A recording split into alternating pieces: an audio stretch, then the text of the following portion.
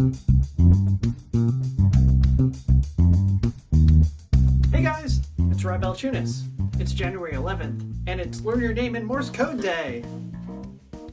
The first Morse Code demonstration was on January 11th, 1838 by Alfred Vail and Samuel Morse. Morse got all the credit.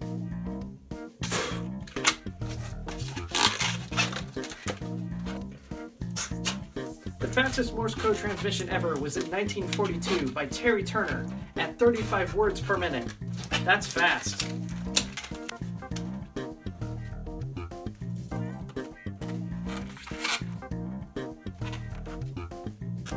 My name is... Hope you all enjoyed that.